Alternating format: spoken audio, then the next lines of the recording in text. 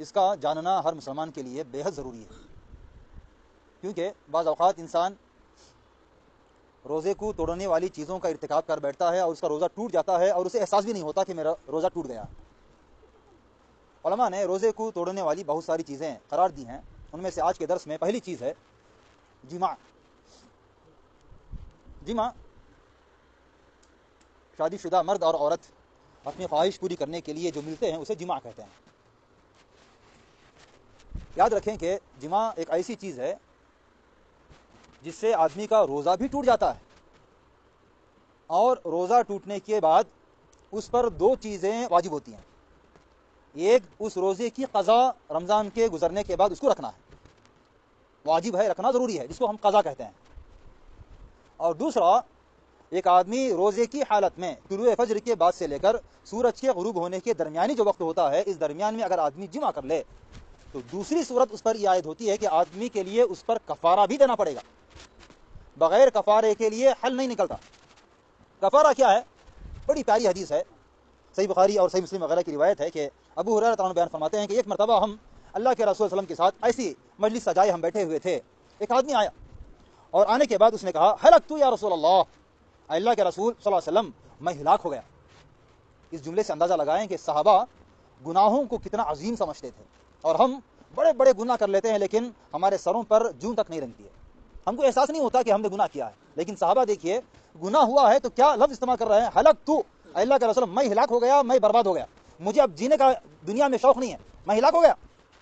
تو پھر اللہ کے رسول نے پوچھا کیا ہوا بھائی، ما اہلک کا، کس چیز نے ہلاک کیا تم کو، کس چیز نے برباد کر دیا؟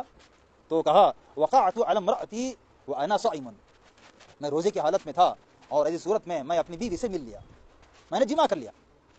تو اللہ کے رسول نے اسے کہا، پہلی چیز بیان فرمائی کہ هل تجد رقبة تعتقها، کیا تمہارے پاس غلام ہے کہ تم آزاد کرو؟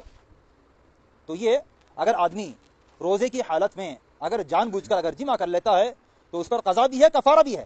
کفارہ میں سے پہلی چیز کیا ہے کہ یہ غلام کو آزاد کرنا ہے، اور آج کل غلاموں کا دور نہیں، اس لیے آگے بڑھتے ہیں۔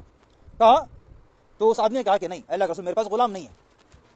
تو پھر کہا هل تستطيع ان تصوم شهرين متتابعين، کہا کہ کیا تم لگاتار 2 مہینے کے روزے رکھ سکتے ہو؟ تو اگر کوئی بندہ جان بوجھ کر روزے کی حالت میں رمضان کے مہینے میں دن میں اگر جمع کر لیتا ہے تو دوسرا کفارہ یہ ہے کہ ایسے بندے کو رمضان گزرنے کے بعد لگاتار 2 مہینے کے روزے رکھنے ہیں، لگاتار بغیر کچھ چھوٹے ہوئے۔ اگر بیچ میں چھوٹ گیا تو پھر دوبارہ 2 مہینے کے روزے پھر شروع کرے گا، تو لگاتار 2 مہینے کے روزے اس کے لیے رکھنا پڑے گا۔ تو جب اللہ کے رسول نے یہ بات کہی تو اس صحابی نے کہا کہ اللہ کے رسول ایک دن برداشت نہیں کیا، 2 مہینے کہاں سے برداشت کروں گا؟ تو کہا کہ مجھ سے یہ کفارہ بھی مجھ سے ادا نہیں ہو سکتا۔ تو پھر اللہ کے رسول نے تیسری بات کہی کہ هل تجد اطعام 60 مسکینا، یا هل تجد اطعام 60 مسکینا، کیا تم 60 مسکینوں کو کھانا کھلا سکتے ہو؟ تو یہ تیسرا کفارے کی تیسری چیز ہے۔ پہلی چیز کہ آدمی یہ غلام کو آزاد کرے گا، اگر یہ غلام اس کے پاس نہیں ہے تو 60 لگاتار روزے رکھے گا، اور اگر 60 لگاتار 60 اگر روزہ رکھنے کی بھی اس کے پاس طاقت نہیں ہے، روزہ نہیں رکھ سکتا کسی اور وجہ سے، تو پھر وہ 60 مسکینوں کو کھانا کھلائے گا، 60 یعنی 60 مسکینوں کو کھانا کھلائے گا۔ تو پھر جب یہ بات کہی گئی تو اس آدمی نے کہا کہ اللہ کے رسول صلی اللہ علیہ وسلم اس زمین پر مجھ سے زیادہ مسکین کوئی نہیں ہے، یعنی جب میں خود مسکین ہوں تو پھر میں 60 مسکینوں کو کھانا کہاں سے کھلاؤں گا؟ تو کچھ دیر صحابہ بیٹھے رہے، وہ بندہ بھی بیٹھا رہا۔ تو پھر کچھ دیر کے بعد کسی نے یہ ایک بکیٹ کھجور لا کر اللہ کے رسول کو پیش کیا کہ یہ صدقہ ہے۔ تو پھر جب ایک بکیٹ کھجور اللہ کے رسول کے پاس آیا تو پھر اللہ کے رسول نے کہا کہ دیکھو وہ ابھی بھی جو آ کے مجھ سے پوچھا نا، وہ بندہ کہاں ہے، بلاؤ اس کو۔ بلایا گیا اس کو۔ جب وہ بندہ آیا تو اللہ کے رسول نے کہا کہ جاؤ یہ جو کھجور کی جو بکیٹ ہے اس کو تم مسکینوں میں صدقہ کر دو، یہ کھجور گویا کہ تم اپنی طرف سے مسکینوں کو کھلا رہے ہو، مسکینوں کو صدقہ کر دو۔ تو اس آدمی نے کہا انا افقر منی یا رسول اللہ، اللہ کا رسول کیا یہ مدینے کی سرزمین میں مجھ سے زیادہ فقیر کوئی اور ہو سکتا ہے؟ کہا اس نے فواللہ ما بین لابتیھا اہل بیت افقر من اہل بیتی، کہا کہ پورے مدینے میں، مدینے کی گلیوں گلیوں میں مجھ سے زیادہ فقیر کسی اور کا گھر نہیں ہے، سب سے زیادہ فقیر میں ہی ہوں، میرے علاوہ کوئی اور، میرے سے زیادہ فقیر اس پورے مدینے میں کوئی اور نہیں ہے۔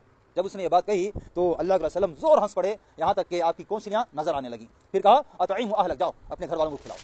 تو یہ واقعہ یہ دلالت کرتا ہے کہ روزے کی حالت میں جمع یہ रोजे को तोड़ देता है। और अगर कोई बंदा जिमा कर लेता है तो उस पर दो चीज़ें वाजिब होती हैं, एक तो वो रोजे की कज़ा भी करेगा और दूसरा रोजे की कज़ा के साथ साथ वो रोज़ा तोड़ने की वजह से, रोजे की हालत में जिमा करने की वजह से कफ़ारा भी अदा करेगा। कफ़ारा क्या है? ये गुलाम को आज़ाद करे, अगर इसकी ताकत नहीं है तो 60 लगातार रोजे रखे, अगर इसकी भी ताकत नहीं है तो 60 मिस्किनों को खाना खिलाए। तो इसलिए जो भी शादीशुदा अफराद हैं उनको रोजे की हालत में अपनी बीवियों से अलग थलग रहना चाहिए कि कहीं शैतान के बहकावे में या नफ्स के बहकावे में आ गए और उनसे गलत काम हो गया तो फिर हिलाकत उनके लिए लाजिम है, और फिर उनके लिए या तो 60 मिस्किनों को खाना खिलाएं या लगातार 60 रोजे रखें। अल्लाह ताला से दुआ है कि अल्लाह ताला तमाम लोगों को हर किस्म के गुनाहों से बचने की तौफीक अता फरमाए। आमीन। रब्बना तक़ब्बल मिन्ना इन्नका अंतस समीउल अलीम व तुब अलैना इन्नका